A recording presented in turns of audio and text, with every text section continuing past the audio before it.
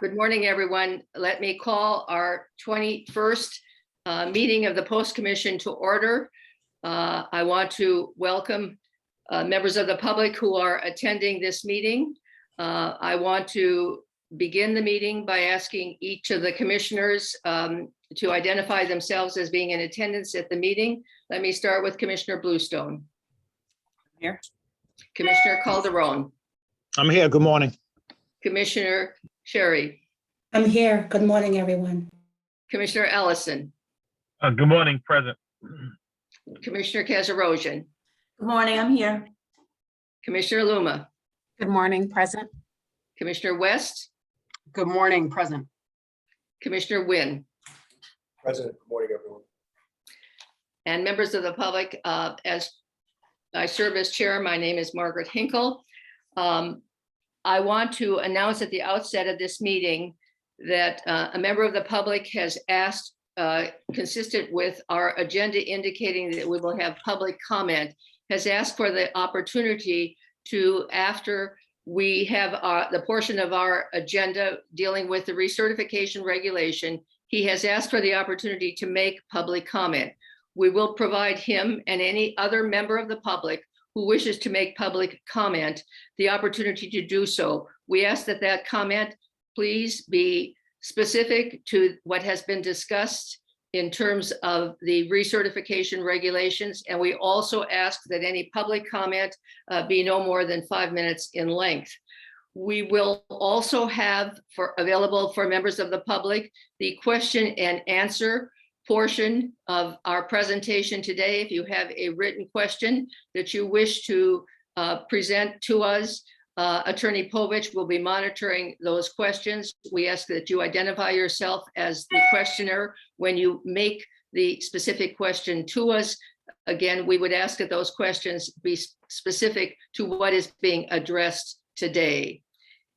And I think with that, I would now ask for a motion to approve the minutes of our May 19th, 2022 meeting. So moved. Is there a second to that motion? Second. All right. Commissioner Bluestone, do you approve? I approve. Commissioner Calderon? I approve. Yes. Commissioner Sherry? Yes. Commissioner Ellison? Yes. Commissioner Luma? I abstain. I wasn't present. Thank you. Commissioner West Yes. and Commissioner Wynn? Yes. I also approve. They are unanimously approved by those in attendance. With that, I turn to the next item on the agenda, which is our Executive Director report. Enrique, please. Thank you, Madam Chair, and good morning, commissioners. I'll make my report brief, but I'll turn to a couple of slides that I have and I'll share with you on the screen if you just give me a minute. Let me make sure that I do this properly.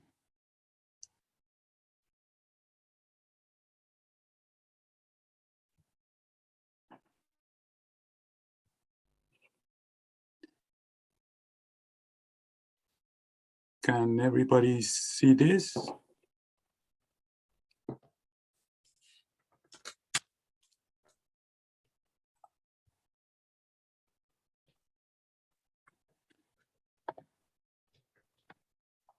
Can you all see this? Okay, well, just moving along, I just want to focus my report this morning on the recertification process that is very much upon us. We have a deadline of June 15 to submit information to us. I'll be speaking a little bit more about those details. As I've mentioned before in some of my reports, we continue to get a lot of questions and comments regarding the recertification process, most recently and specifically how broad some of the questions in the questionnaire are. We've continued to do guidance and update our frequently asked questions in our website, excuse me. But I just want to mention that there's some concerns. I don't know how broad these concerns are, but that an incomplete or insufficient answer might lead to subsequent discipline or repercussions to the individual or the chief doing an attestation. And in the meetings that I've had, in the presentations that I've given, and the questions that I answer, and others in our staff answer, we continue to communicate that that is simply not the intent of the statute. I'm sorry, of the process here. That we don't have an approach to try to catch individuals in an untruthfulness trap. And I put those that last sentence in italics and quotes because that was at least one of the comments we received, that it appears that might be either intended or an unintended approach. We continue to say that is clearly not the approach. We are just wanting to comply with the statute. Let me turn briefly or again quickly to the recertification update. So far, we have 172 agencies that have in some way interacted with the portal. We have a portal, as I explained to you before, that we're going to avail ourselves to be able to, for agencies to submit the information that we're requesting. And that portal requires certain credentials.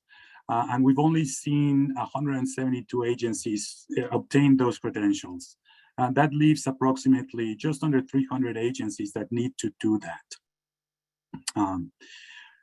Of those 172 agencies, 50 have submitted materials, and that is very, very good. But again, that leaves a lot of agencies that have yet to do so. And of those 50 agencies that have submitted materials, 20 agencies have been cleared by the division. And that means we've reviewed that information. There's no validation errors or missing data or any more communication that may be required with those 20 agencies. We expect, of course, that given the number of agencies that we are potentially dealing with, we have to assume that every agency might have at least one individual whose name is A through H. So I believe we'll be interacting with all 460 plus agencies. That leaves a lot of agencies that still have to obtain credentials and, of course, submit information and then, of course, for us to validate that information. So we expect that the next couple of weeks will be rather busy on us providing those credentials, answering questions, and of course, interacting with agencies as we have been doing. That pace will accelerate again significantly. But we're taking steps to make sure that that we are able to manage all of that. Again, just briefly, given the time frame that I just described, and given what we'll be discussing later on this morning about submitting information, I want to highlight that as part of the draft regulations that you'll be taking up later, agencies may request an extension on the submission of those materials that are due to us. So given the context that I just previewed in the previous slide, it is possible that we will get a number of requests for extensions. But I want to highlight here that that doesn't mean that they just send us an email and they're done. We still need agencies to provide a roster of the individuals to be recertified and submit that information in the submission template. The regulations, again, that we'll be discussing, provide that it's not just a notification, they still need to submit information to us, namely the names of officers that are to be recertified. And that means that we also need to have that information in the portal that I just described, which means people need to, even if they're requesting an extension, people need to sign into the template, the portal that I described, obtain credentials, and interact with us in some way so that we can manage all the information in a timely fashion. I want to highlight that there will be upcoming office hours. Actually, there's one starting today at 11 a.m. The next one is June 7th at 10 a.m. I'll highlight that it's It's a Teams type of a virtual meeting for which you need to obtain the link. So please interact with us like you've done in the past to request that link. We'll also be posting information to that effect in our website as we have done in the past about those upcoming office hours. What we mean by office hours are a description in a lot more detail on what I just gave you at a very summary level, that on the notion that you need to request credentials, to obtain an email that's automated, look for that email verification in order to log into the system, and show you how to navigate the very simple, but it's new to many people, portal to submit information regarding recertification. So that's the extent of my remarks this morning. I can take questions from commissioners while I stop sharing my screen if commissioners have any questions.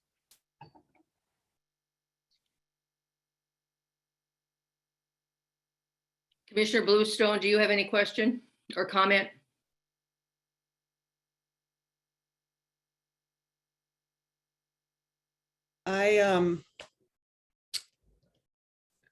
I don't know if this is a moment where I can sort of just bring up the document that we received kind of as some feedback from the Mass Police Association with critical improvements to the officer certification questionnaire. And I would just like to ask about that and what your thoughts are about that. Madam Chair, that's perhaps a question for you, or? Let me respond by stating that every commissioner has seen a copy of that document. We appreciate the work that was done by the MPA in putting that document together. At an appropriate time, we as a commission will address certain of the issues that are raised in that document. Once again, we appreciate the information, the care, and the attention that was provided to us. And I think we commend its consistent, careful analysis. Commissioner Calderon, any questions or comments? No, I'm good. Thank you, Madam Chair. Commissioner Sherry, any question or comment? No, I'm good. Thank you. Commissioner Ellison? Any question or comment, please? I'm sorry, not at this time. Thank you. Commissioner Kajirosian, any question or comment? No, thank you, Madam Chair. Commissioner Luma? None at this time. Thank you. Thank you. Commissioner West? No. And Commissioner Wynn, any question or comment, please? My only questions were also related to the MPA document, so not at this time. Thank you very much. I think with that, Enrique, thank you for your report. Let me move on to the next item on the agenda. The proposed recertification regulations. I turn now to our General Counsel, Ravitz, and to Attorney Lon Povich to explain to the public and to the commissioners those recertification regulations.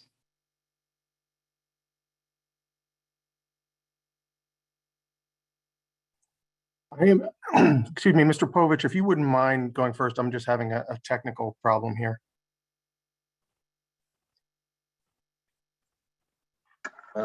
Thank you, Randy. I think Randy should take us through the changes that have been made to this document since it was discussed at the last meeting, which this was distributed to the commissioners previously before the meeting and posted on the website yesterday, as I understand. Just to set the context while Randy's pulling up the document, these would be approved as emergency regulations if the commission sees fit to approve them. What that basically means is that we have taken public comment at the last meeting, we'll take public comment at this meeting, but the official public comment period under the emergency regulation rules is moved until after the regulations for the first time become official, and then public comment is taken, in this case, probably later in June. before the commission makes the regulations permanent and final in early July. Obviously, as these regulations relate to the commission's and the staff's process for dealing with recertification, and given the tight timelines that the commission has been under from its start, it makes sense to do these in that format. So there has been comment, they were posted. We got a few, maybe only 1 or 2 comments in the last couple of weeks. Obviously, people can make comments today, either through the question and answer method or by speaking. And again, there'll be a formal public comment period under the emergency regulation rules, probably the next 4 to 6 weeks. So that's sort of the framework for how these will be rolled out if the commission sees fit to approve. And Randy, if you're ready, you can take us through the changes that were made since the last time they were posted. Okay, thank you very much. I'm just, Maurice, if you could just hit the close button over those comments.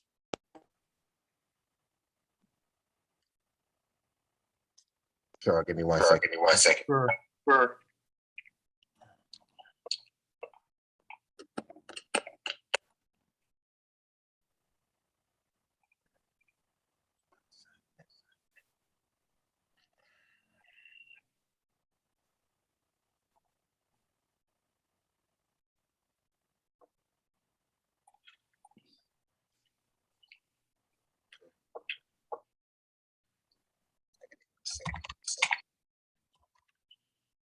I will say I tried this out last night and it worked fine.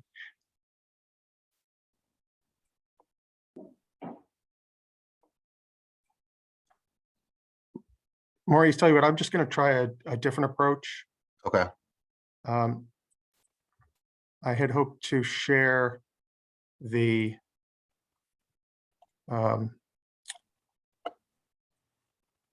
unredlined version, but that doesn't seem to be working. So I will share the redline version, and this is a revised version of the regulations, proposed regulations that we discussed last time, and in a general way in the meeting before that, that would concern the implementation of the recertification process and a lot of particular aspects that people have raised questions about. Now, redlining has a way of making changes appear more extensive than they actually are. I would say that most of the revisions here are intended not to make substantive changes from what you saw last time, but only to promote clarity and consistency. And I will go through and highlight what I think are the things worth noting, worth discussing, that are not merely for purposes of clarity and consistency. But of course, if anybody has any questions about any of the revisions, I'd be happy to answer them. So just scrolling through, the first thing I'll highlight is this provision, and here's a clean version of it, that the officer was unable to satisfy a requirement for recertification because the officer was on approved leave during the relevant time or because of another valid reason. Now, this is one of the ways that the Division of Certification, one of the reasons I should say, why the Division of Certification can conditionally recertify an officer. And the change made here was to add a specific reference to officers being on approved leave. That's something that's incorporated into these proposed regulations elsewhere. And a representative of the law enforcement community pointed out that it would be good to expressly state that that would be a reason to provide a conditional recertification, as opposed to simply deciding that an officer cannot be recertified because the officer did not satisfy a certain requirement. And so that was reasonable, so that was incorporated here. The next thing that I'll highlight is a provision stating that an officer shall not be required to satisfy any conditions attached to a conditional recertification, nor shall any time periods associated with any conditions begin to elapse before the conclusion of any review or hearing or the expiration of the time for seeking it. So in other words, in a situation where the Division of Certification has initially found that a requirement for recertification was not met, and an officer wishes to seek review of that decision, first through the executive director, then through a hearing, those are provided for later in the regulations, that during that time, if there's a condition that the Division of Certification attached to the officer's recertification and a time limit within which the officer must satisfy that condition, though that condition and that time limit are put off, they don't go into effect until after that review process is over and it's determined whether in fact that was the right decision. The next thing that I will highlight is this language here, which elaborates on the type of information that can be considered in, and it's a non-exclusive list, but that could be considered in making an assessment by the Division of Certification as to whether, or by the employing agency initially, as to whether an officer possesses good character and fitness for employment in law enforcement. And previously, the language in there focused on things that might detract from such a finding that an officer does in fact possess good moral character and fitness for employment. So in other words, negative things in the officer's background.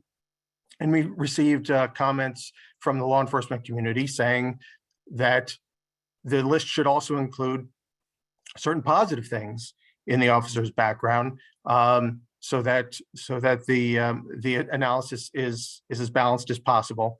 And so that it should include, for example, relevant education, specialized training, professional awards and achievements and accommodations. So that was added to this list. The next thing that I will highlight is this language stating that providing guidance for how to deal with certain specific types of matters in an officer's past. And this was something that was the subject of discussion at the last meeting. There are certain types of incidents where maybe an authority has made a decision in the officer's favor, or the alleged misconduct is currently the subject of a pending investigation or adjudication, or the officer has complied or is in the process of complying with disciplinary action, or there was no disciplinary action taken and there's no explanation for that, or there's an allegation that's not specifically and credibly supported. And so then the question becomes, if those are entitled to some type of special treatment, what should that special treatment look like? And there's really a spectrum. One way would be to say that those items are off the table completely, and another way would be to say that they can be taken into account regardless of these factors that I just mentioned. And this approach that's taken here is essentially somewhere in the middle. It states that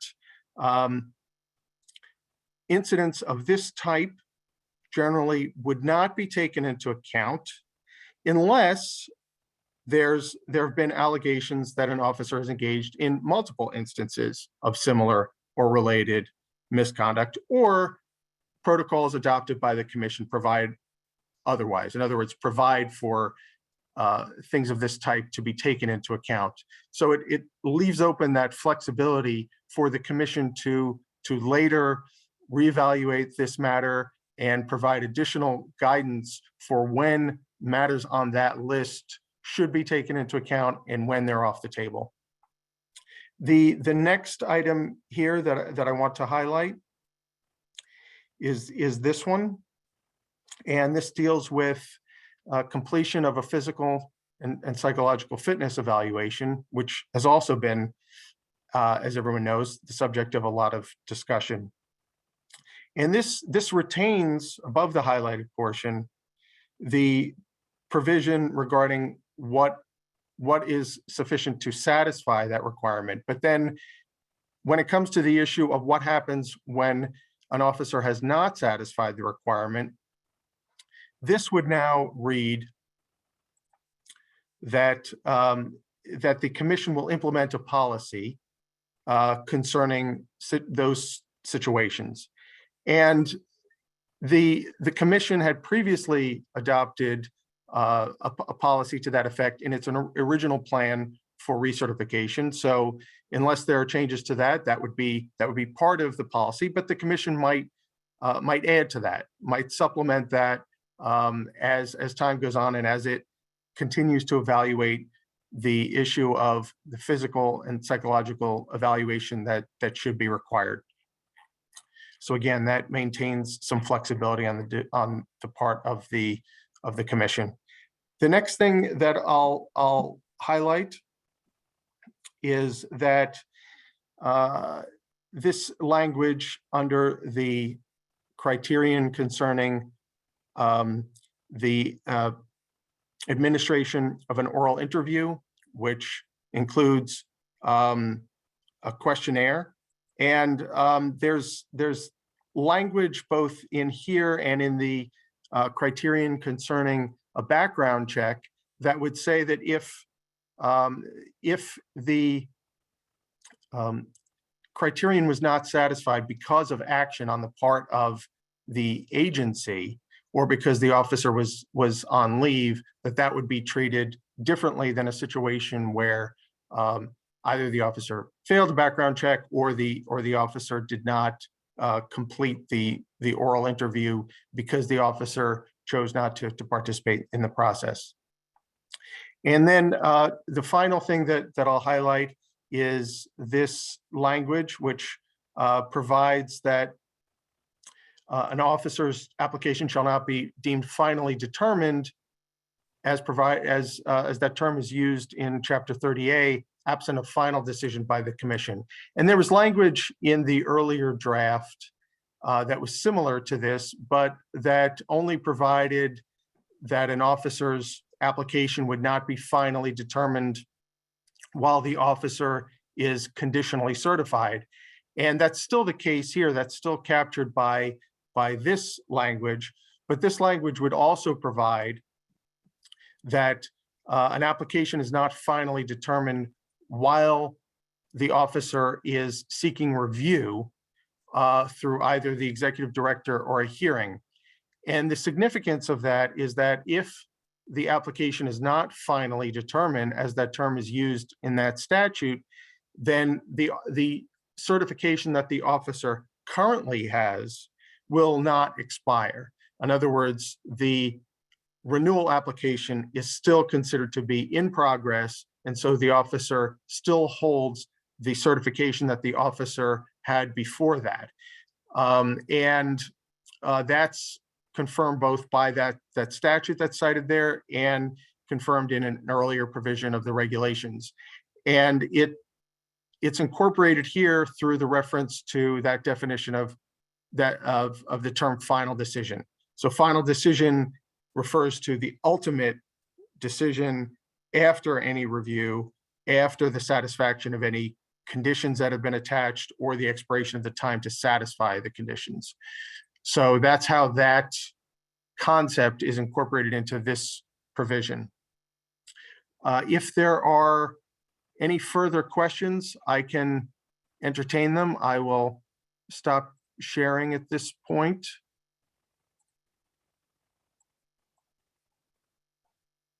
And I will just state also that what we've been planning to call for here, actually, there's one other thing I should point out, and that is that in two places in the regulations that were circulated, there's a reference to section 7.10, subsection 3, and that should read section 7.04, subsection 3. I can point out the sections that I'm referring to if that's necessary, but essentially it's a typo that I just wanted to correct orally. But the plan was that we would ask for the commission, if it feels it's appropriate, to take a vote on accepting these regulations and promulgating them as emergency regulations, which would then mean that instead of the notice and comment period happening before the regulations go into effect, they happen after the regulations go into effect, and they go into effect immediately for a period of up to 3 months. And then during that time, there would be a notice and comment period and an opportunity for members of the public to submit their feedback to us and for us to take that into account. But in the meantime, what the commission voted on would be in effect.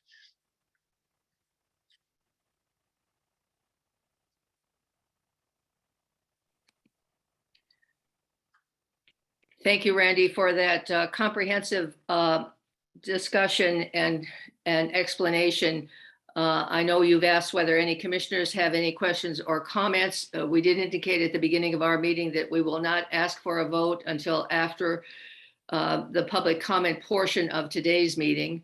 But may I inquire now of my fellow commissioners whether anyone has any question or comment of Randy or of Lon with regard to these proposed regulations? Yes, Commissioner Bluestone, please. I think I see your hand in the air. Yes, thank you, Chair. I just want to acknowledge the tremendous amount of work that you have all put into this, and and I'm in awe. I'm not an attorney, and so I am a little bit I guess out of the loop in terms of my level of understanding of some of the details of this process, but I understand why it's important to have such a thoughtful process to ensure legal protections. But I also sort of, as I listen to this, just want to acknowledge that we really recognize what a tremendously talented, professional, and well-trained group of law enforcement officers we have in the Commonwealth.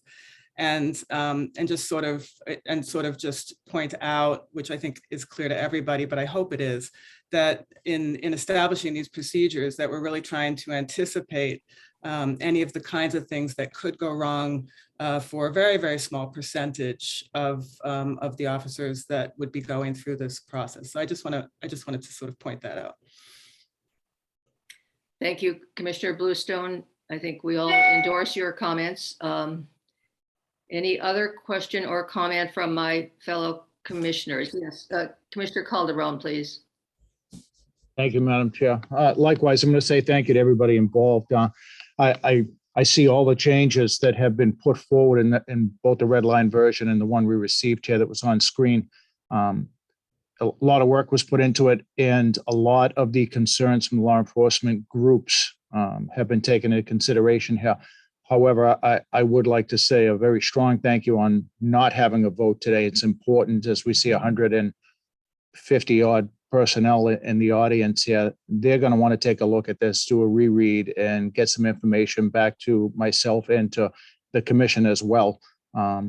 Looking at the adjudicated process is one that I know I was heavily weighing in on last time, and it looks like some movement has been made upon that. But I'd like to study it, and I'd like to be able to speak to my representatives as well, because I could be unclear, but I don't think that should make the chief's desk at all. But I don't see how it gets to the Division of Standards. Maybe I can talk to Randy about that afterwards. But anyway, many thanks on what was put forth here, and I look forward to doing some more in the future. Appreciate it. Commissioner Ellison, please. Yes, I'd like to echo that work as well. But question for Lon and Randy. There's a lot of questions that come up as to what is the some type of clarification for the officers who don't fall in the A to H as to what their status is as far as their certification and their abilities. Some folks are unclear as to what their abilities to work as police officers are because they haven't been certified, that they're still able to operate. So maybe if we could get something out as well for those folks who won't be part of this first round of the process as to what their status is?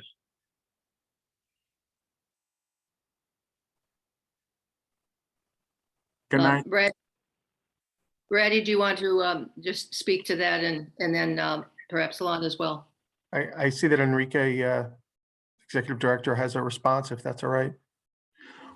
Well, I was just going to say that, Commissioner, the certification, the statutory certification of every officer that's not A through H does not expire until in the future. So they're fine. The statute gave them that grandfather certification. We should make it more clear, and we'll continue in our periodic communications to make that point.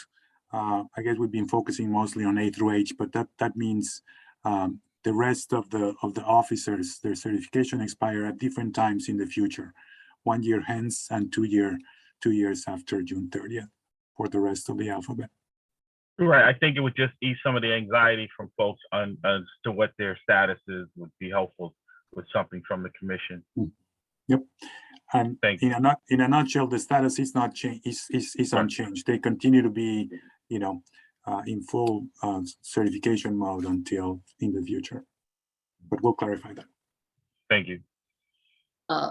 And Attorney Povich, did you want to add anything? Yeah, I just wanted to add, to echo Enrique in a slightly different vein, and just to make one point that's clear, and that is between, the July 1st deadline for the commission on recertification and the 10,000 officers was a heavy lift. The regulations that, as a whole, these regulations avoid that cliff in two ways. One, they allow as long as an application is pending under Chapter 30A, the certification continues. An application is pending either because it's been submitted by the chief, or as Enrique discussed, a roster can be submitted by July 1st. So as long as someone is in the process, they remain certified. Secondly, as Randy went through in the regulations, especially about a final determination, while someone's recertification, is being contested in some sense, unless the commission takes action under a disciplinary route, that officer's certification continues too. So it's while the July 1st deadline is important and we're going to manage to it, the steps have been taken by the commission avoid sort of a cliff where 10,000 officers either get through the process or are decertified as that date. There is no cliff. The process has been managed by the commission to avoid that. But I guess, Randy, as well, is that's not being conveyed across the state, and that's where some folks are a little apprehensive about their status. So that's why I think if there's some clarification from the post regarding that what you just explained in some type of form would be helpful. I think the staff will attempt to do that, Commissioner Ellison. Thank you. Concerns. Again, back to my fellow commissioners, any other questions or comments beyond what has been addressed thus far?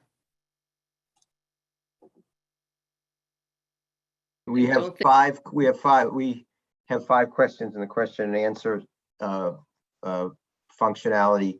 And as the chair said at the beginning, if you wish to speak other than orally, not just answer a question, please send a note to the question and answer identifying yourself and what your name is in the attendee list, so that Maurice can move you into the presenter's space and allow you to make a public comment. But as I said, we have 5 written questions at this point from two people have asked a total of 5 questions. But if someone wishes to speak in the next few minutes to the commission, it would be great if they could identify themselves through the Q&A functionality.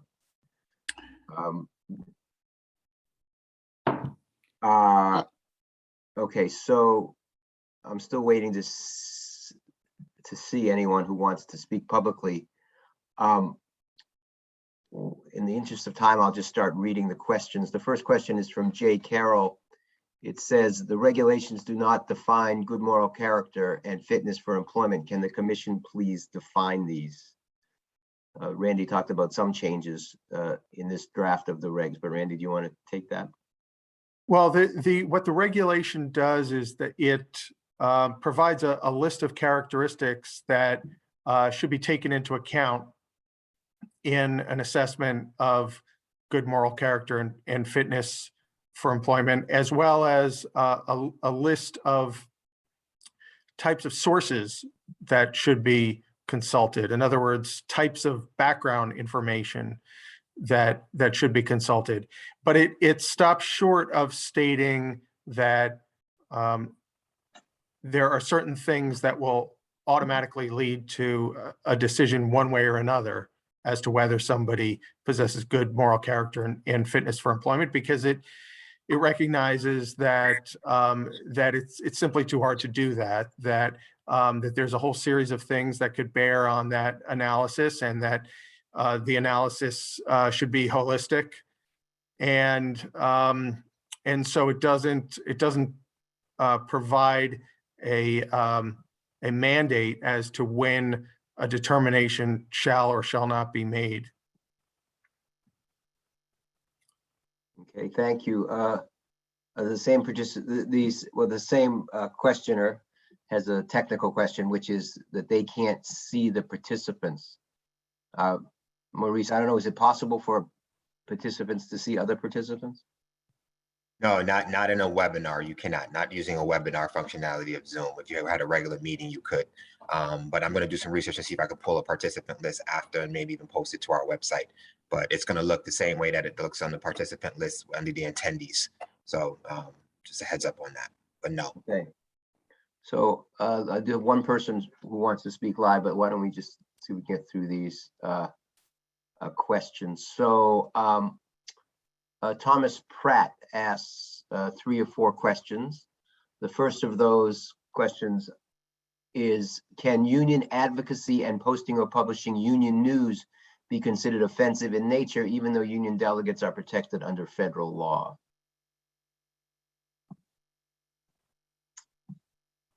Could you ask the question again, please? I'm sorry, I don't think I completely understand. Sure. Can union advocacy and posting or publishing union news be considered offensive in nature, even though union delegates are protected under federal law?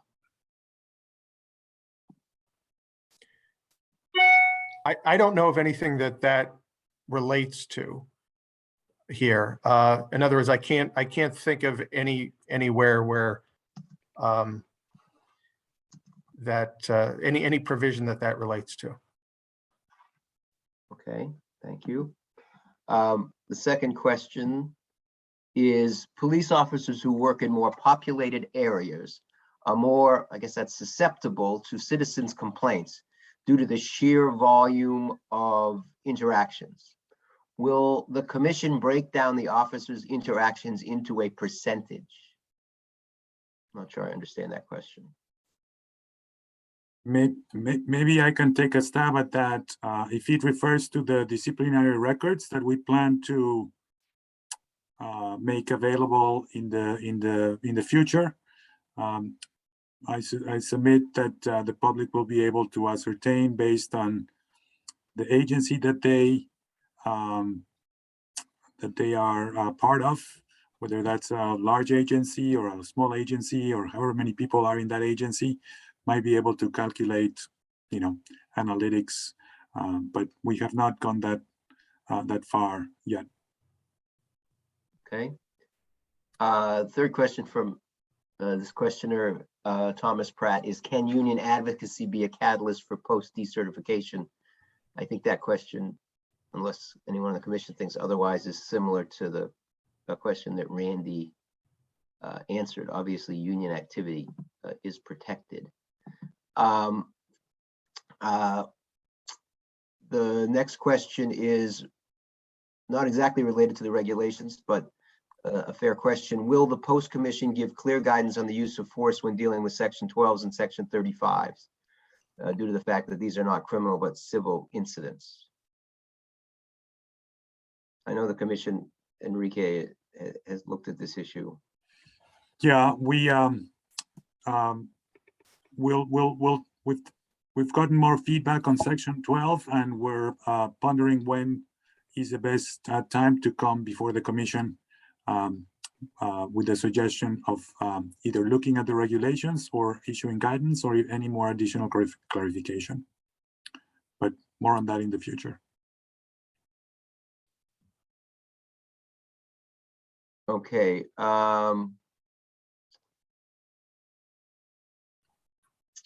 Someone is asking a question about being a constable who needs the Bridge Academy. How do I proceed to get the training? That would be a question for the MPTC. They need to talk to some of the people there, Sheila Cooper or others at the MPTC. They're the entry point for that process.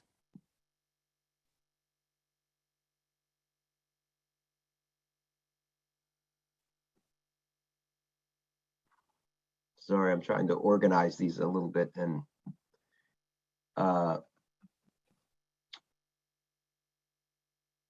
Captain Rick Henry from the Chicopee PD asks, if someone refuses to participate in completing the questionnaire process, are they placed in an unsatisfied status pending a hearing? And if so, would they lose police powers prior to that hearing? And can they still make arrests? And when would the hearings take place?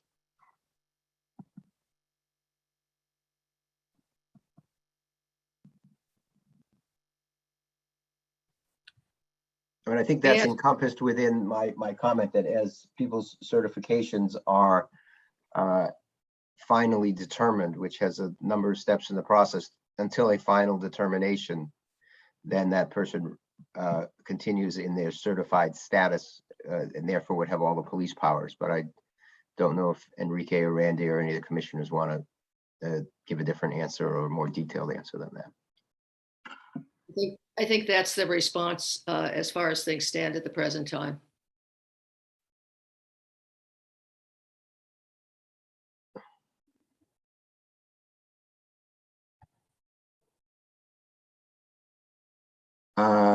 Let's see. Bill McGrath asks, is the 24-hour work experience rule restricted by a time span? For example, a part-time officer who accumulated 2,400 hours over 20 years, does that count?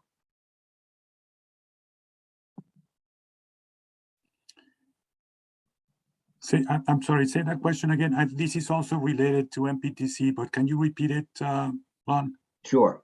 The question is the 2,400-hour work experience rule restricted by a time span?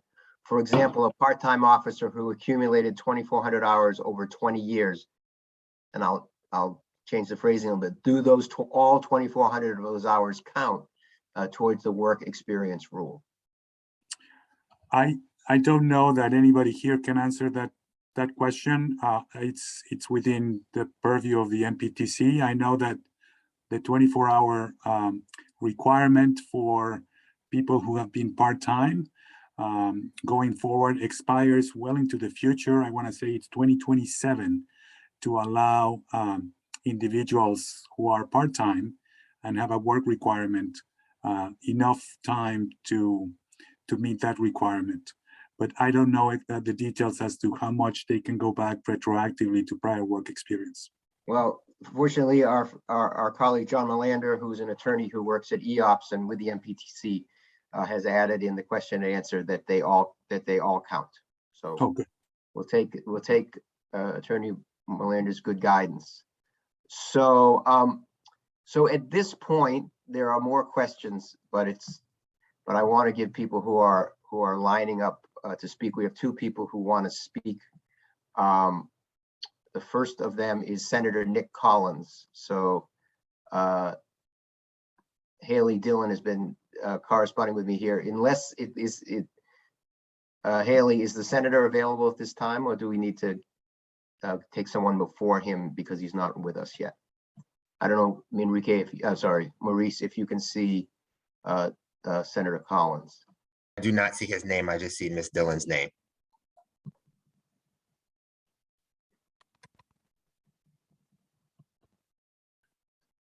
So if Ms. Dillon could give us a heads up as to, oh, she's getting him now. All right, we'll take a couple more questions.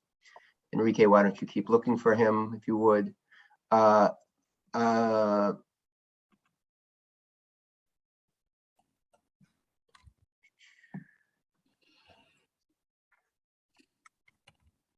Scott Trombley asks if an officer who is on military leave, but it has a last name, I believe this question is if an officer is on military leave, but is in the A through H group, should they be included on the spreadsheet?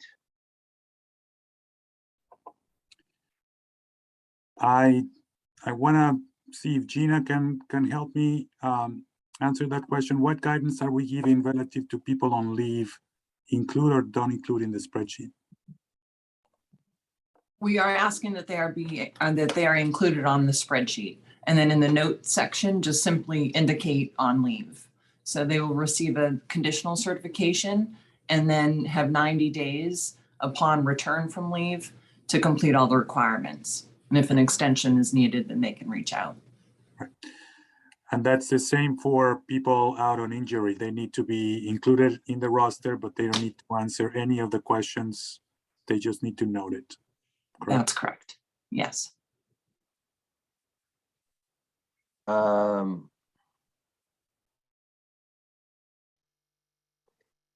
Another question on the questionnaire from Timothy Kane says, so to be clear, if an officer fails to complete the questionnaire, he or she holds his certification until the post-commission communicates to the officer or their agency that they are revoked, rather than July 1st.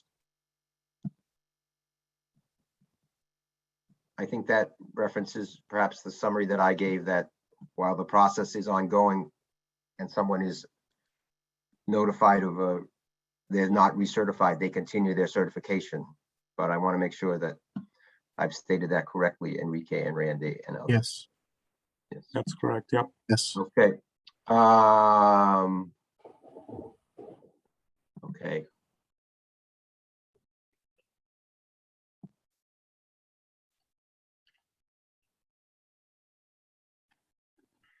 We have a comment that an anonymous person says that the MPTC has not replied to countless queries to attend an academy or any training. Many constables will be non-compliant with the post law. Thank you for your help. I know that at least Attorney Melander and others are on this Zoom and have heard that, but obviously we'll pass that on to the MPTC as well. Okay. Sarah Betancourt asked about this. The exact question is, when will the disciplinary records database be made public? Enrique, I don't know what the status Yeah, is. let me take that. I don't have an exact date at this point. We're working very hard on doing the last validation, data validation that I described at the last commission meeting. And that takes a little bit of time because it needs to go through a validation with the agencies. So unfortunately, I don't have a time at this point.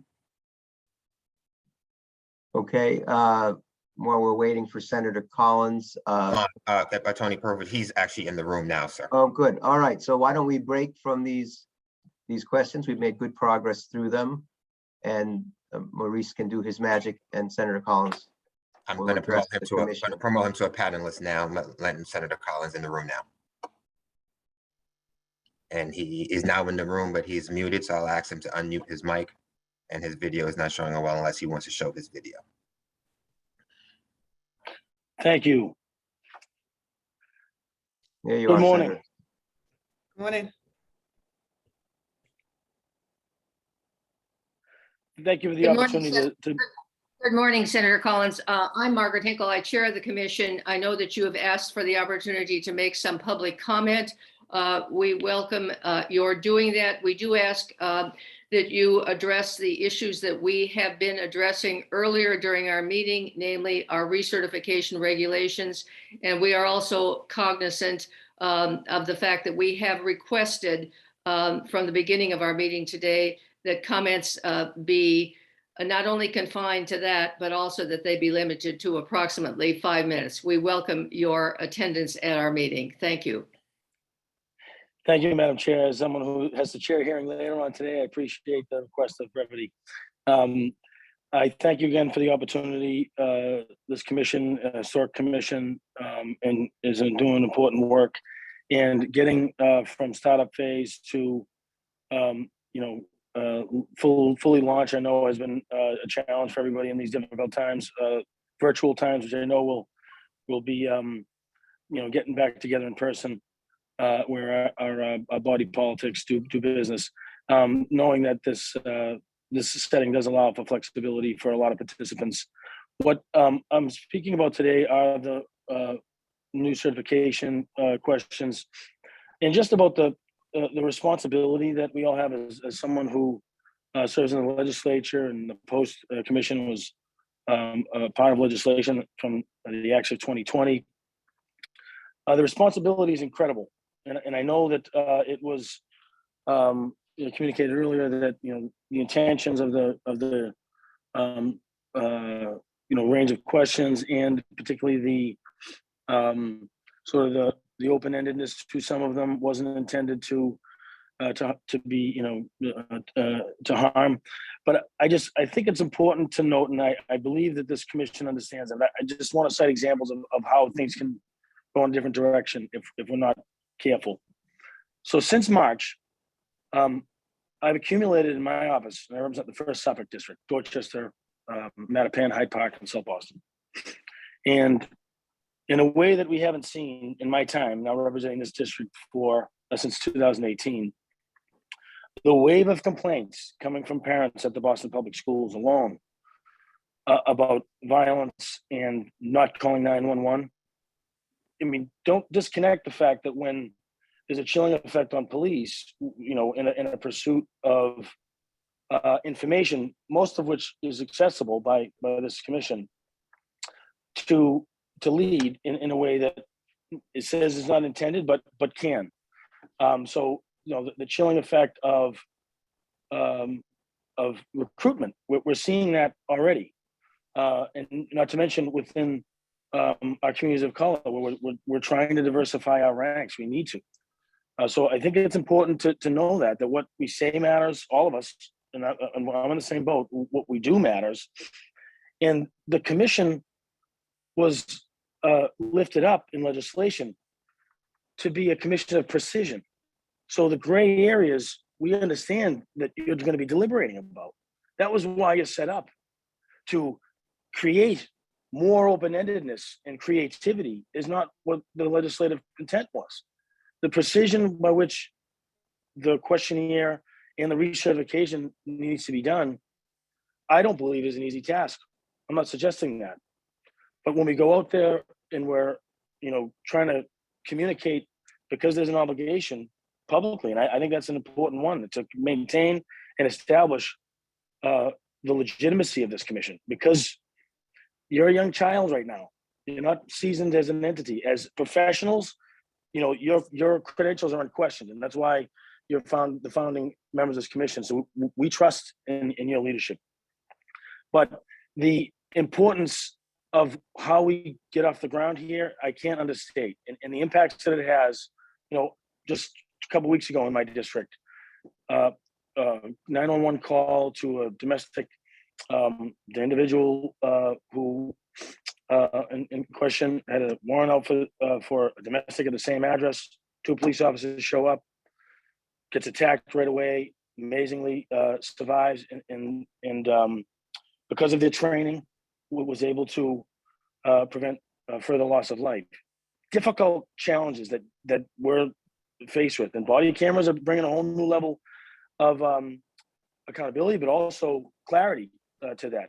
And the more police I talk to feel the same way, and community.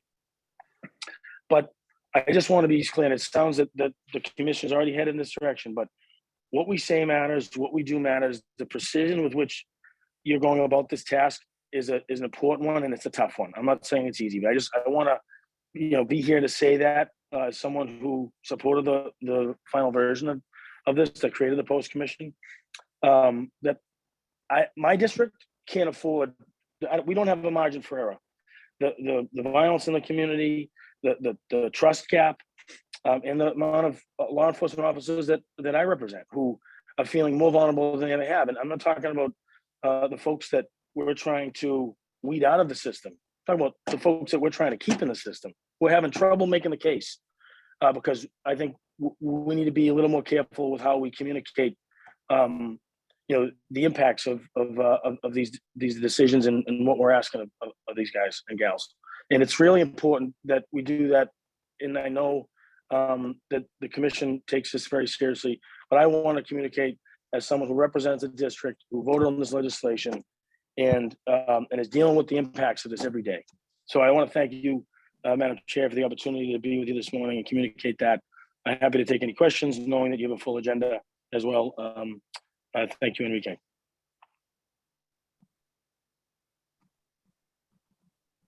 I think you're on mute, Madam Chair. I apologize. Senator Collins, thank you for speaking with us today. Thank you for your comments. We know that you were instrumental in the law that brings us all together.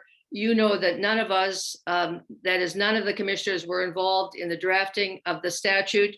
I know I speak for my fellow commissioners when I say that we are committed to implementing the law in a way that respects the 25,000 men and women in the Commonwealth who deserve our thanks for the work that they do on a daily basis, while we undertake the certification and the recertification of officers as imposed upon the commission by the statute. That is our obligation. We strive in every way we can to meet that. And I know that our staff does the same thing. Again, we are grateful for your willingness to speak to us. And we appreciate your coming to us today. Thank you again. Thank you. So the other person who has identified themselves as wishing to speak is John Sheff from Law Enforcement Dimensions. So Maurice, hopefully you're able to find him. And in the meantime, this will be the last speaker unless someone else identifies themselves using the Q&A function that I'm monitoring so I can tell the chair.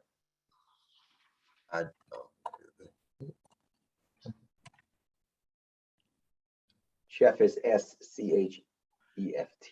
No worries. He's under the Law Enforcement Dimensions. I do see that particular organization's name, so I'll bring him into the room now. Thank you. Promoting him to panelist now.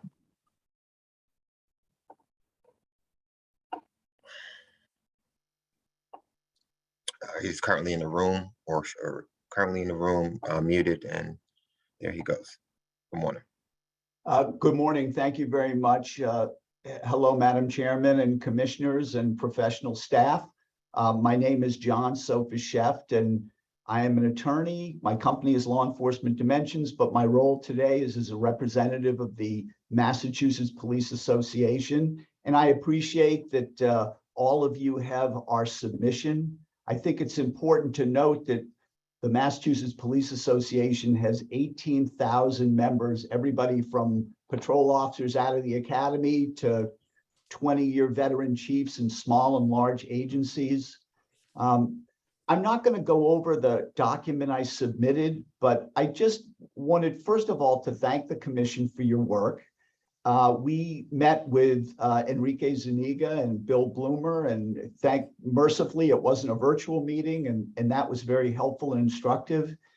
I really did want to see you today, and I know all of our members wanted to see you today actively, publicly engage with the perspectives and arguments that we submitted to you about modifying the questionnaire.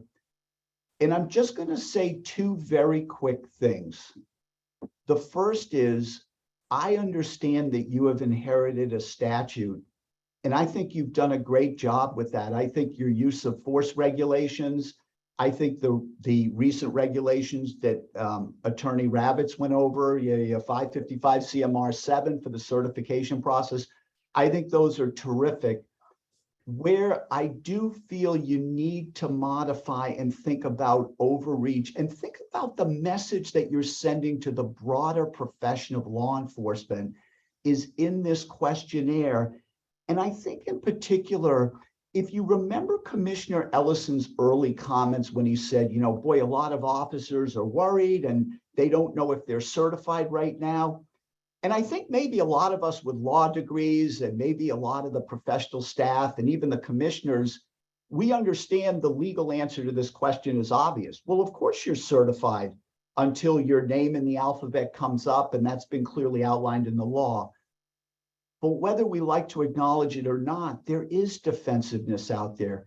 There is nervousness, and that's justified. And I think the commission has to do everything it can to keep the teeth and value of the regulatory process without unfairly overreaching. And I think that's what you have to think about with the questionnaire.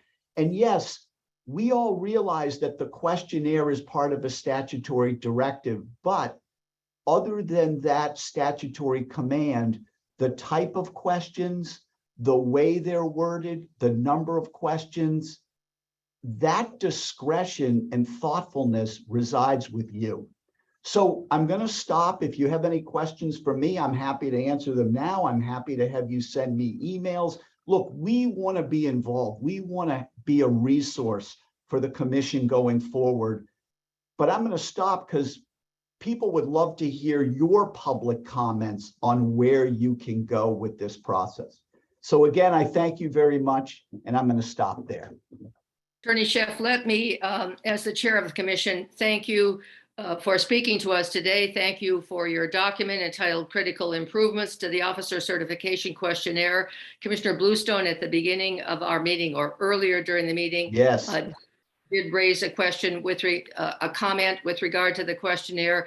I responded at that time without identifying you as a document that had been circulated to all the commissioners. We intend at an appropriate time to address some of the questions that you have raised. We are very grateful for the communication and the manner of the communication that you have made to us. And we are hopeful that we can establish a relationship, a continuing relationship that addresses the concerns of those that are part of the MPA. And I think with that, in terms of the issues that we are addressing today, unless any commissioner has any comment, additional comment or question, that I would simply once again thank Attorney Sheff for his good work and move on.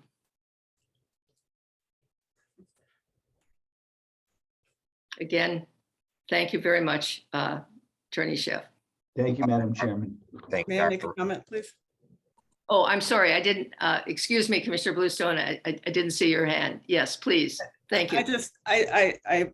I will keep it brief. I just wanted to reiterate my thanks to Attorney Sheff and also to Officer Vieira and Sergeant Dolan and Sergeant Mikado for this really thoughtful document, and I loved it. I especially just loved that it was an effort to improve the process, and it was very refreshing in its collaborative and solution-focused tone. And I would just say, also in response to Senator Collins' remarks, which I really appreciate as well, that, in addition to being a commission of precision, that I think we also are making great efforts to be a commission of collaboration and partnership. And so when we get this kind of feedback and especially suggestions, it's really appreciated. Thank you. Any other commissioner wish to make a comment?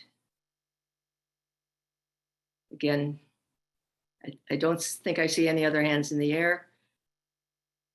Attorney Povich, is there anything further, mindful that we do want to take up the question of the regulations? Yes, I have a comment that says some people wish to speak, but they don't have the right Q&A buttons on the bottom, so they can't add their names to the list. Maurice, can some people see different Zoom screens than others and don't have the Q&A functionality? Is that a possible? No, everyone should have the Q&A functionality because everyone that just submitted to be spoken to was in the Q&A. But apparently, let's see if I move it down here. Unless they're using a different format from a laptop, they're using a cell phone or something else, it may be harder to find the buttons per se. Okay, I believe, can you see a John Nelson? Give me 1 second. No, I just see a John. I don't see anyone with the last name of Nelson. Oh, yes, I do see John Nelson. Excuse me. I stand corrected. He wishes to speak according to Scott. Okay. I will bring Mr. Nelson into the room now. Mr. Nelson is now joining the room. He's muted and with his screen off.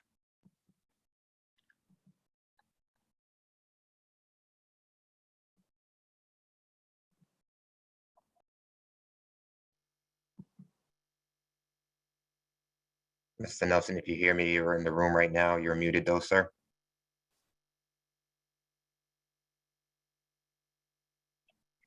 You're unmuted now. Yes, good morning, Commission. Can you hear me? We Yes. can hear you, but we can't see you. Okay, I'm having some technical difficulty, but I do want to thank the Commission for their work and for their time today. My first comment, just question is just a clarification that today you're taking public comment, but are you voting today on these regulations? Let me speak to that. Our intention, you perhaps heard one of our commissioners earlier ask that we delay the vote. My intention is to ask for a vote given our very aggressive deadlines under the statute. And we do intend shortly to take up the question of these draft regulations on an emergency basis in line with the comments made by our general counsel and Attorney Povich in terms of the nature of an emergency regulation. Okay, thank you for your answer, Judge. I appreciate that. I am concerned with this, that we are not having a public forum for the CMR, that we're not having that opportunity as we had done with the other regulations. I do understand the timeline that's been imposed here, but it is a concern that we are rushing this through and not giving the proper time to have a date set so people can give public comment as well as written comment.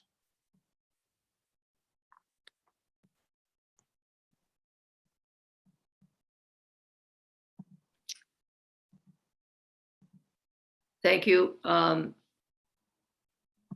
Nelson, do you have any additional comment that you wish to make? Yeah, just on the regulations, just, for point, I am concerned that, or a question is, the regs allow staff to deny recertification. Is that decision made by the full commission, or is that done by a single commissioner? May I just ask you to state the question once again, please? When it comes to recertification and the regs allow staff to deny recertification, is that decision should be made by a full commission, or is it done by a single commissioner? Let me turn that over to our general counsel. The draft regulations would provide for an initial decision to be made by the staff, essentially on behalf of the commission, and then for there to be, if an officer is dissatisfied, for there to be reviewed by the executive director, and then the possibility for a hearing before the full commission. They don't preclude, by the way, the staff from referring particular issues and questions to the commission along the way.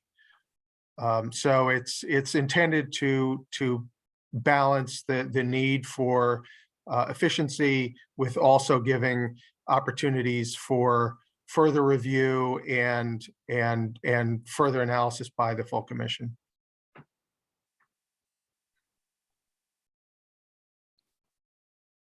Okay, thank you very much for that answer.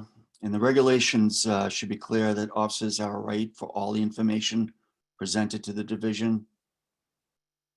The officers have a right to see all that information. Again, Mr. Nelson, would you just once more state the question, please? Sure. The regulations are clear that officers have a right for all information to be presented to division and then presented to the executive director. I'm just making sure that that is the case. May I again ask you, Randy, to respond? The regulations provide for the report, for any report that's submitted that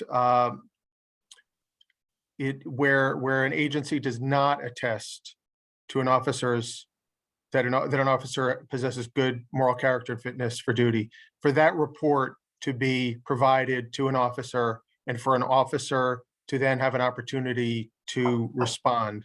There are also provisions in there for notification to the collective bargaining unit, but the regulations do not state necessarily that any and all information that's been received by the commission will be provided to an officer. They're silent on that, on other forms of information. Thank you for that answer. And once again, thank you, Mr. Nelson, for your questions, for your comments. We appreciate that. I think given the, I'm sorry, do you have another question? Actually, just move them back as a. No, that was me, Chair. Sorry, I apologize for interrupting. We have two more people who wish to speak.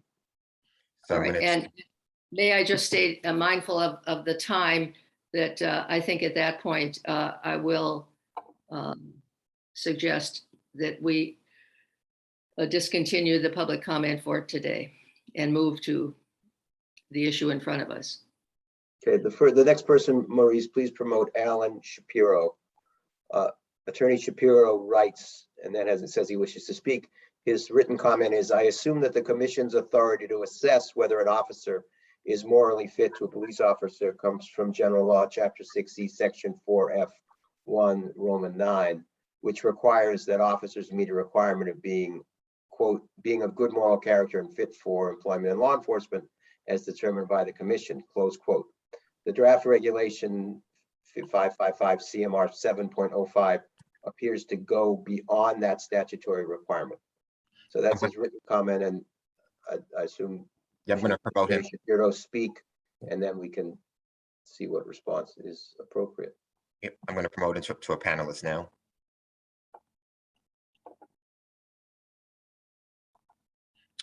He's joining us. He's muted right now. Mr. Shapiro, you're muted and your video is off, but you are in the room. Yeah, you're unmuted now. And there you go. Welcome. I'm in business now. Thank you very much. I'm Alan Shapiro, an attorney. I've been representing police unions for about 40 years. When I look at the statute, and correct me if I'm wrong, am I correct that the authority of the commission to promulgate regulations specifically, and what I'm referring to is this determination of good character and fitness for employment, is that emanate from 6E Section 4, the section I cited, F1, Roman IX, being of good moral character and fit for employment in law enforcement is determined by the commission? Yes. Okay. So how does it morph from being of good moral character and fit for employment in law enforcement to what becomes in 7.05 to AI in the draft regulations, that the officer has to promote public confidence in law enforcement, exhibit morality, integrity, candor, forthrightness, trustworthiness, attention to duty, self-restraint, and an appreciation of the distinctions between right and wrong in the conduct of people toward each other.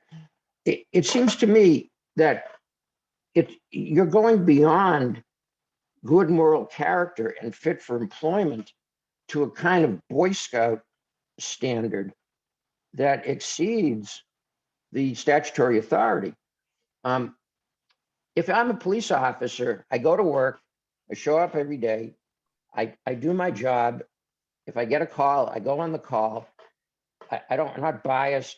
If I have to make an arrest, I make an arrest. Isn't that enough? I mean, why do I have to promote public confidence in law enforcement. Where do all these things come from? That's my question. Are there other states that have standards like this? Thank you.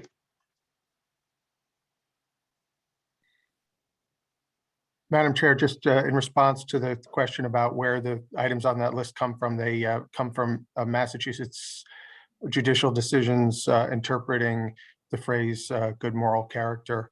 Those happen to be in the context of admission to the bar, but that was the same language is used. Let me ask you, Attorney Shapiro, if the specific reference that you made, 705(2)(a)(1) used the verb may rather than shall, would that alleviate your concern? It would help. It would certainly help. I mean, if you're comparing it to what the bar requires, we don't have to. But when we go every year to renew our bar application, we're not required to show that we did all these things. We're supposed to not do bad things. All right, I think. Am I right? I mean, we try to promote, integrity in the bar, and we try to do all those things. But if we just go about representing people, and we don't steal their money, and we do a good job representing them, that satisfies the requirements. I'm going to thank you for your comments, Attorney Shapiro, and at this point, move on. I will state while you are still in attendance that I intend to move to modify the draft to use the word may rather than shall as to the vote that we take today in that particular section, addressing the concerns that you raise. And he's been moved to back to an attendee. So, Mr. Povich, I don't know. I think that's a chief that wanted to make a comment, sir. You're muted. Thank you, Chief Frederickson of the Yarmouth Police Chief, Frank Frederickson. I'm gonna bring Mr. Frederickson in now, Chief Frederickson, into the meeting here. Panel. Chief Frederickson, you're in the session here. You're unmuted now, and your camera's off. Can you see me now? No, sir.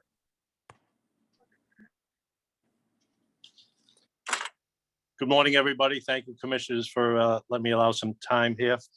First of all, post is an interesting concept that we believe that in the long run will be great for the profession. It'll stabilize what we've already been doing in Massachusetts, have a central clearinghouse to show the professional and help us move along with our training and make us even better than we already are. That is what we believe that post should be. You created a questionnaire that has provided questions that are deep diving, and basically some of the questions don't really have the ability to be evaluated, and are going to be on the judgment of, and we're not quite sure where they go. I think the post could do everybody a big favor by looking at some of those odd questions and remove them. It would make the process a lot easier. In a time when this legislation also created an avenue to take care of officer wellness and stress and environment. As a chief, I know that administration can cause just as much stress as the officers on the street. And I think this questionnaire, the way some of the questions are posed, is creating undue stress on an already stressed environment. And it would behoove a post, and I'm asking you to really take a good look at some of them and just either eliminate them or make them understandable that can be answered without people worrying about things that they could be problematic for them in the future.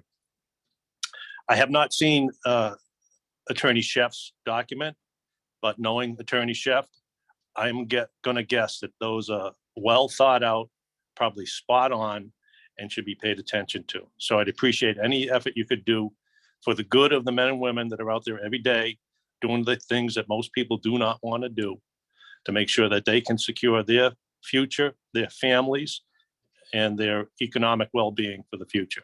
I thank you for your time. We thank you, Chief, for your comments. I'm simply going to ask Attorney Ravitz or Attorney Povich if you would take a minute or two to explain the origin of the questions, and then we will not otherwise address the questions today. I said we do intend to address them in the future. Attorney Ravitz. Sure. The questions are really designed to serve two purposes. One purpose is to aid the oral interview that must be administered by the commission, and where the commission has sought the assistance of local agencies in that process. And the second purpose is to aid in the assessment of good moral character and fitness for employment in law enforcement. And just to be clear, both of those are on the list of minimum standards for certification in the statute. And the statute provides that the commission cannot certify someone unless they meet the minimum standards, in addition to any others that have been promulgated. And that when an officer comes up for recertification, that the commission cannot recertify the officer unless the commission certifies that those standards listed in the statute continue to be met. So the questionnaire is an effort to implement that, to provide an aid in assessing those standards. A longer questionnaire was developed last year. Well, it was discussed by the commission in December and then approved by the commission in January, I believe. And it was used in connection with new officers coming up for certification for the first time. And then this was a modified version that was pared down from that original version with an eye towards choosing questions that maybe wouldn't come up in another context, and that would help provide different forms of information. But at the same time, it provides that no answer is necessarily going to be a disqualifier for recertification. And it provides that if an officer believes in good faith that answering a certain question would result in a waiver of a privilege or protection recognized by law, or a right recognized by law, the officer can state that in lieu of answering. So that's I think a general overview of the questionnaire. Thank you, Randy. And Attorney Povich, is there anything? Yeah, we have about a dozen questions some comments, some questions. So I'll take them in the order that they were submitted instead of reorganizing them chronologically. First question from Bill Reagan. Does the commission meet regularly? I'd like to add it to my calendar. I just got the notice of the meeting yesterday and just saw it now. Enrique, I don't know if the executive director wants to. Yeah, we have a current cadence of meeting every 2 weeks. Our next scheduled meeting is, or tentatively scheduled meeting is June 15. I was just going to suggest that, given some of the comments, we might want to consider an earlier meeting to that schedule. But anybody who wants to be notified by us can send an email to Cindy Campbell, who is the media contact in our website, and we will add you to a notification list of our upcoming commission meetings. Since we're on this, somewhat related question from Tim King, asking why we're meeting on Zoom. It is the same as being placed in a separate room for an in-person hearing. And when does the commission anticipate having in-person meetings instead of virtual meetings? I suppose we're availing ourselves of the relief that was passed by the state on bodies like ours to be able to conduct these type of meetings virtually, given the pandemic of the last couple of years. We don't have a planned in-person meeting in the very near future, but that's of course something that we'll continue to contemplate as the spread of the virus tapers off. Michael Bradley asks, on May 16th, the Mass Chiefs of Police Association sent a letter to the commission with a series of questions seeking clarification on several issues. Do you have a timetable for responding to the letter from MC OPA? We don't have a timetable. I want to do that very soon. However, we have provided guidance on some of the questions recently last week relative to complaints and other matters. We've updated our frequently asked questions since that letter came up to also incorporate some of what they bring up. But we have not responded point by point, and we hope to do that very soon. Thank you. The next question is from Thomas Pratt. Would an officer be within their right to ask for their Carney warning prior to answering the post questionnaire?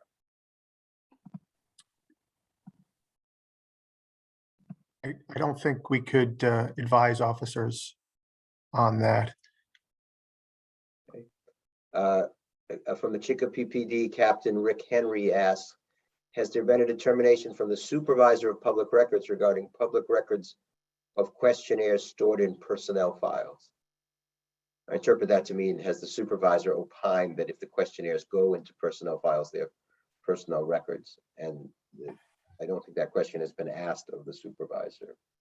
But Randy, you can expound or correct me if I'm wrong on that. I'm not aware of any opinion on that. Someone asks, after the 8 through 8 submissions are made by the agencies to post, what can agencies expect to see from post regarding the recertification timetable, etc.?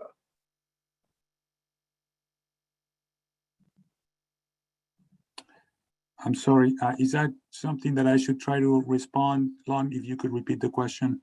Yeah, the question basically is, when the submissions are made, what's the processing timeline that post anticipates to review this applications and make preliminary decisions on certification and the like? If you, I'll interrupt your answer to re-emphasize that no one will lose their certification or their police powers while the applications are pending. But the question is really, how long do you think it will take the post commission to get through the pending applications after they are submitted, if you know?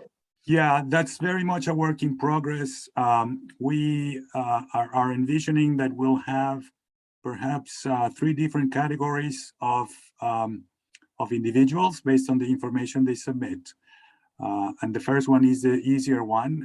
If there's an attestation and there's no exceptions to their questions, then that officer is recertified, and that's very quick. That could happen, within whatever time it takes us to get out the report that comes electronically, do a mail merge, and issue an electronic notification. So that could be, again, very soon. There will be the second category that will have some technical exceptions, and we have to merge the exceptions that they may be, and then issue conditional certifications to them. And that's going to take a little longer, but it'll be about matching the condition with the business rule according to their exception. And that's another process that will hopefully soon follow. And the third category are the ones that perhaps are going to be those that we need to do a lot more analysis, as the regulations discussed here today provide for. If there's individuals whose chief is not attesting to, etc., that has a different sort of time frame. But the overall response, Lon, that you gave is that nobody loses their certification on July 1, or as you characterized it properly, falls off the cliff. But the notion is that will move people as quickly as possible based on these three different categories. The easier ones will come out first, and so on. Thank you, Enrique.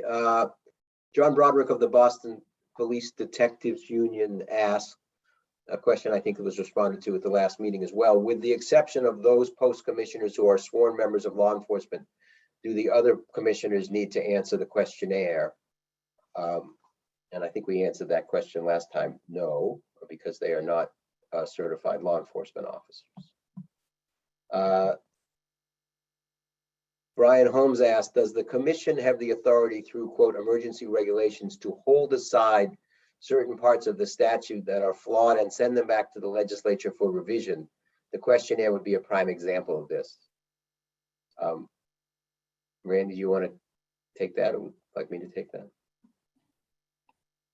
That sounded like it was maybe more of a comment in the form of a question. Is that?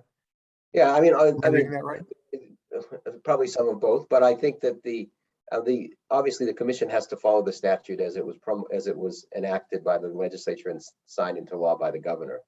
And regulations have to be consistent with the statute, but they cannot be inconsistent with the statute, nor can they hold in abeyance parts of the statute as far as the timeline goes. So I think through all its actions, the commission is trying to fairly interpret and implement the statute the way it was enacted and signed, and like all state agencies, has no power to change or modify what is in the statute.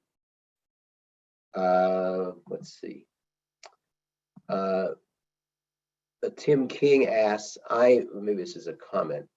I am in complete opposition to taking a vote on this proposed regulation today based on emergency status. There is no emergency, and this overly aggressive time label set by the legislature does not constitute an emergency. The public should have the right to comment and submit information prior to any implementation. I do appreciate the changes that have been made so far, but the document is incomplete without full public input. I don't think any response is required. I hope Attorney Ravitz and I have explained the role of emergency regulations and the public access that is provided and public comment period that is provided after implementation. In addition, I'll note that as Attorney Ravitz talked about, this is the second or perhaps the third time we've done this at a public meeting, and we have taken public comment at the last meeting and today, but it is an emergency regulation, and after promulgation, there is a period for public comment. And without that, the regulation goes away in 3 months. So that's how this is fitting into that process. An anonymous person asks, apologies if I missed this, but how does my town manager go about signing off on my questionnaire? So Enrique or Randy? From the question, that would appear to be a chief who needs to have their attestation done by their appointing authority. And that's something that that person needs to obtain from that appointing authority. Okay. I think this is a question from Detective Sergeant Huspayne. If the information is not provided to an officer, I assume this is referring to the information. There's a follow-up on the question that I think General Counsel Ravitz answered about the information provided to officers in the certification process. This says, if an information is not provided to an officer, how can they mount a credible defense? Parentheses, due process issue, question mark. This is the type of issue that is causing great angst to police officers across, and then there's no more in the question. And then if we followed up 16 minutes later with my previous question refers to the second hearing comment that Attorney Ravitz answered to John Nelson about supplying information that Post is using to make a determination on the second hearing. I don't know, Randy, if those two pieces give you enough to respond to any more about what's available to officers and when, if they want to challenge a decision. Well, I would just add to what I said before that these new draft regulations incorporate the provisions regarding hearings from the regulations that were previously approved by the commission. And so there's a whole set of procedures surrounding those hearings. So I would refer anyone who's interested in that issue to those regulations. Which was the first substantive set of regulations that we issued after the use of force. Is that correct? Those are the ones you're Yes. referring to, Randy, right? Yes. And those were finally approved and are set for publication and final promulgation at this point. Yeah. The last two questions, I'm sorry. No, I was just going to give the citation 555 CMR 1. Okay, so I have two questions remaining, and I think they will go. And I guess Kevin O'Grady has two pieces here. The first part is, if an officer has not completed the Bridgham Academy by the submission date of the spreadsheet, do we answer question 15 yes with exceptions, and answer yes to question 2 about training? And then he has a second comment below, which I assume relates to the same thing, that says, I have an officer whose final test is scheduled for 6/23. So again, his question is, if an officer has not completed the Bridge Academy by the submission date of the spreadsheet, do we answer question 15 with a yes with exceptions, and answer yes to question 2 about training? And this is in the context of an officer who's, I assume, completing the Bridge Academy on June 23rd. I think that's right. They can answer yes with exceptions, and then note any detail, any specific circumstances that apply to them in the comments box. But that will not be the cause of not certification or anything like that. The last question, I think, follows up on a question that an answer you gave, Enrique, says you said, I assume that's you, Enrique, quote, category 3 will meet certain thresholds, and stated that the chief not attesting is the only way to meet that threshold, correct? If there are more ways to meet that threshold, what are those avenues? Well, I don't know that I can speculate at this point, but as I stated in my prior response, there's a potential of a non-zero number, as I've been saying before, of individuals whose chief is not going to attest to, and there, because we can anticipate that number to be non-zero, some of what we have in the current regulations provide for us a mechanism to deal with them. That's yet another reason for why the staff is asking commissioners to enact these regulations on an emergency basis today, and hope that that can also give us the flexibility needed as the time frame comes to a very short time frame. And am I correct, Attorney Povich, that concludes essentially the questions?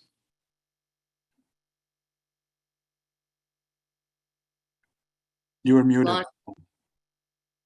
I'm sorry, both Thomas Pratt and Kevin O'Grady thank the commission for, as I'm sure the others do too, for responding to the questions. So that is the end of the questions that have been submitted today. Thank you. And I would like the record to reflect that by my count, we've gone slightly more than an hour in terms of the questions and the comments. I would now ask my fellow commissioners to return to the draft recertification regulations as proposed.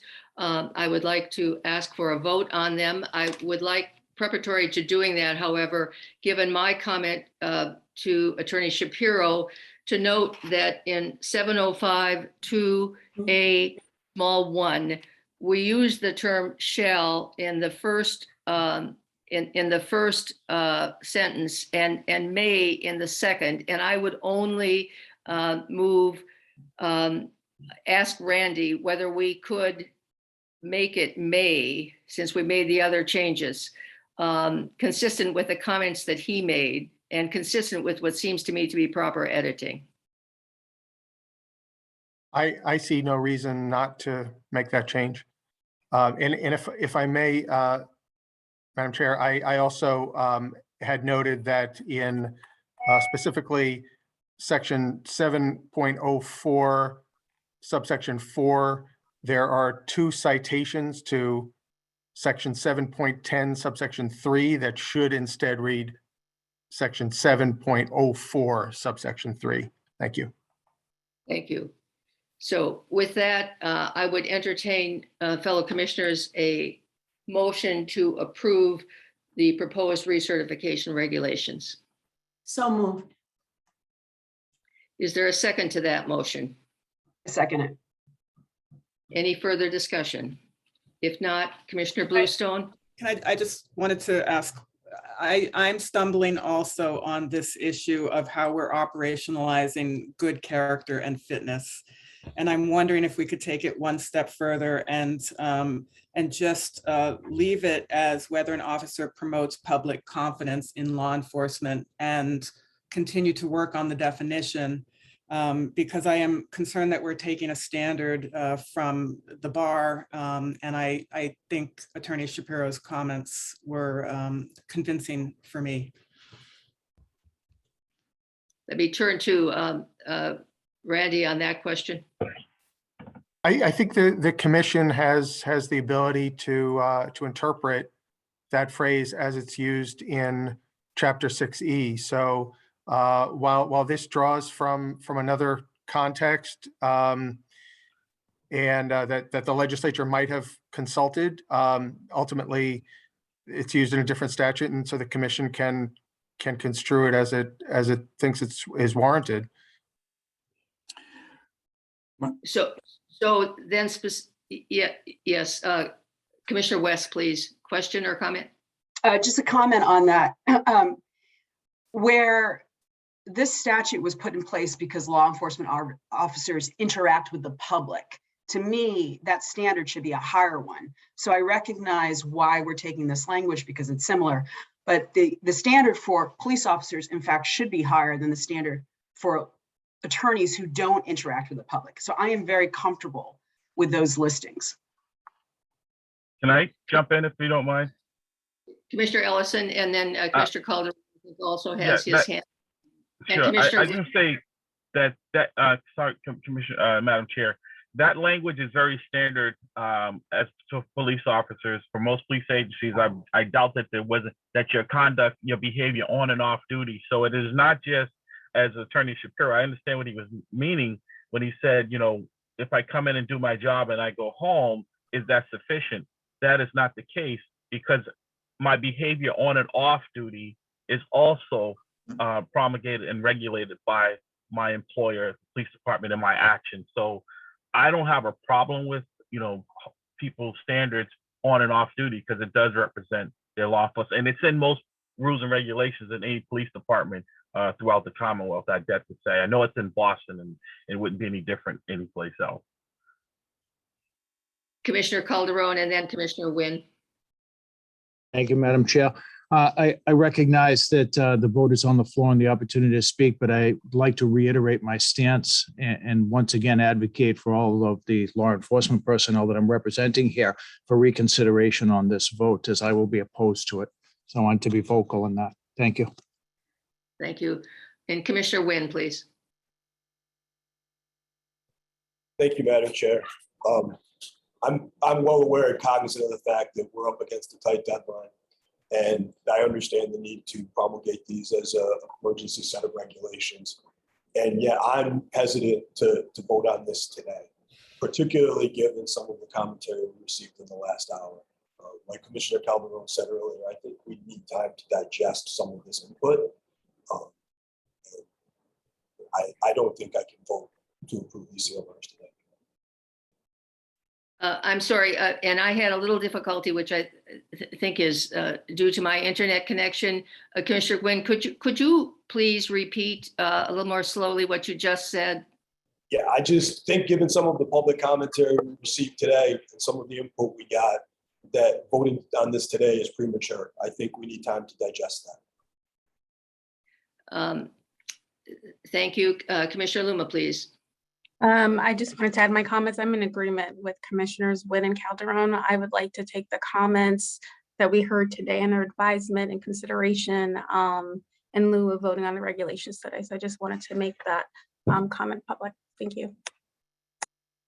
All right. And I think with that, we do have a motion on the floor to approve the regulations as modified. So I'm going to ask, at this point, I'm going to ask either Attorney Ravitz or Attorney Povich, as a matter of proper parliamentary procedure, do we need to first address the issue raised by 3 of the commissioners, which is whether we should delay the vote?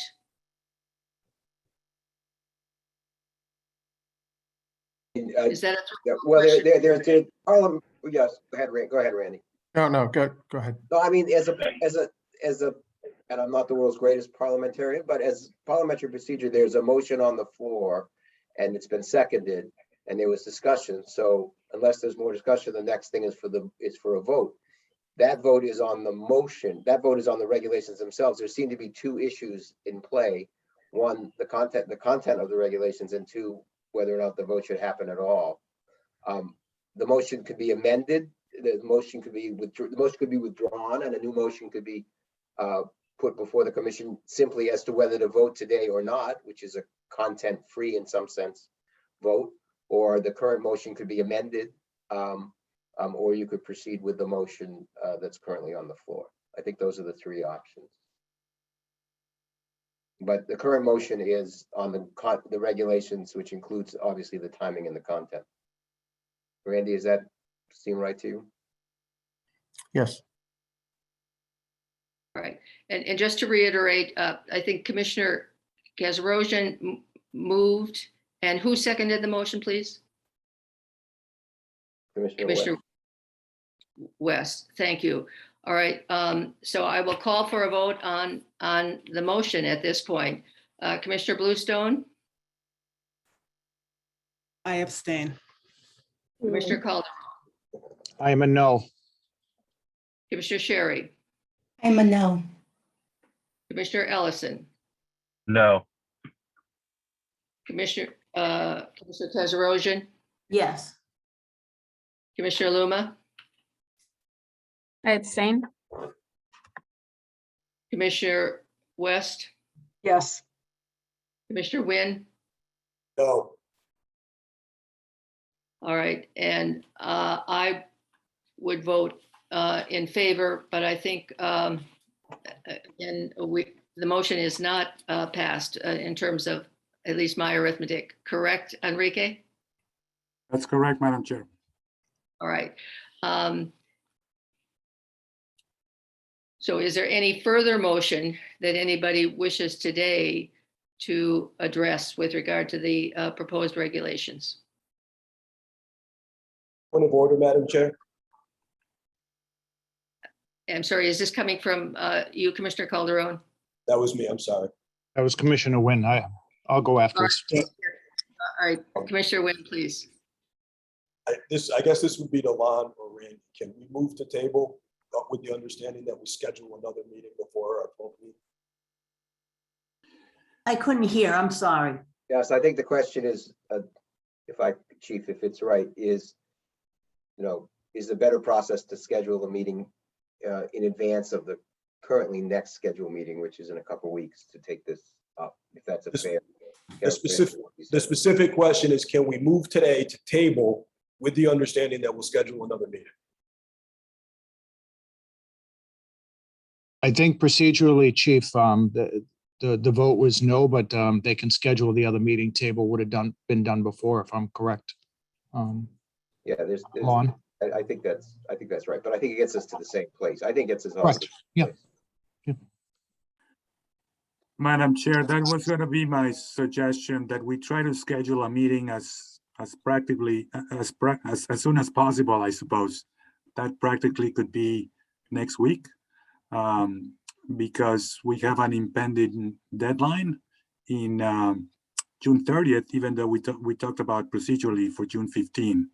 So if we waited until the currently tentatively scheduled meeting of June 15, there might simply be virtually almost no time to address some of the concerns raised, additional edits to the regulations, and any potential modification to the questionnaire. So I would strongly recommend that we consider having a meeting next week to essentially continue these discussions. Commissioner Calderon, your hand is in the air. Thank you, Madam Chair. If the commission allows, I would make the motion to bring back the language changes that you put forth from Attorney Shapiro, changing shall to may. We may be able to get that one out of the way if I can put that on the floor and get a second.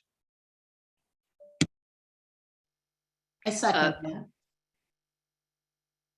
And again, if I might ask just for clarity, please, Commissioner Calderon, your question is? I was putting a motion on the floor, Madam Chair, regurgitating or restating, changing the words shall to may in the regulations that were put forth by Attorney Shapiro and then by yourself earlier. In 705 to a little one. Yes, ma'am. And I second that. All right. I don't know, I appreciate Commissioner Calderon's point. I don't know whether it makes sense to approve these incremental changes or just put them back and do a whole package at the next meeting. I get the sense that everyone thinks that that's a good idea, and or I assume it appears people think it's a good idea. So maybe we can just include that. To have a motion on that one phrase out of the current draft seems a little awkward to me. So that's fine. Yep. Not a problem. Because then the rest of it's sort of in flux, and those two words are the only things that are approved, and that seems awkward. But I think in the next draft, obviously that would be. Okay, for parliamentary purposes, I'll thank Commissioner Kazarosian and withdraw it if that's okay with her. That's fine. Thank you. Commissioners, any other questions or comments at this point? Any commissioner? I don't think I see any hands in the air. Let me say that there is no matter that I did not anticipate at the time of posting that we have not already addressed. I will therefore now entertain a motion to go into executive session to discuss strategy with respect to certain litigation, because an open meeting may have a detrimental effect on the litigating position of our commission. That litigation is the civil action of Hovsepian, I apologize if I'm mispronouncing his name, versus Post, which is currently sitting in the Suffolk County Superior Court, as well as the civil action of New England Police Benevolent Association versus Post, which is currently in the Worcester County Superior Court. A majority vote by roll call, as you know, is required to go into executive session. Our open session will not reconvene at the conclusion of the executive session. I will now take a vote on that. I will now entertain that motion to go into executive session. Is there such a motion? Yes, I move to go into executive session for the reasons stated by the chair. Is there a second? I second. Thank you, Commissioner Luma. Commissioner Bluestone? I agree. Commissioner Calderon? Yes. Mr. Sherry? Yes. Mr. Ellison? Yes. Mr. Kazarosian? Yes. I assume, Commissioner Luma, I assume you agree as you were second, correct? Yes. Commissioner West? Yes. Commissioner Wynn? Yes. And I also agree. Members of the public, thank you. This concludes our meeting unless there's anything further that any commissioner wishes to address. Commissioner, our executive director, would you wish to identify the members of the staff who've been attending our meeting just for purposes of the public? Thank you, Madam Chair. I'm sorry if I'm missing somebody who already left, but just looking at the screen, Cindy Campbell, our Director of Communications, Eric Rebelo-Pradas, our CFAO. You all know Randy Ravitz, our General Counsel, Gina Joyce, Senior Certification Specialist, Bill Bloomer, Director of Standards, Jamie Ennis, Administrative Manager, Brian Cooper, Senior Certification Specialist, two new members of the team, George Katsarakis and Sheila Cooper, who joined recently and are also going to be supporting the certification effort. Maurice Myrie, Stephen, who you all know, CTO, Stephen Smith, Director of Certification, and Mary Polgarin still around as well. The certification team is very much working very hard on all matters, including the developments of these discussions that affect that effort. So thank you to everybody. And I reiterate, thank you, our gratitude. I know I speak for my fellow commissioners on our expressing the gratitude that we have for the hard work of the staff. And I think with that, this meeting is now concluded. Thank you.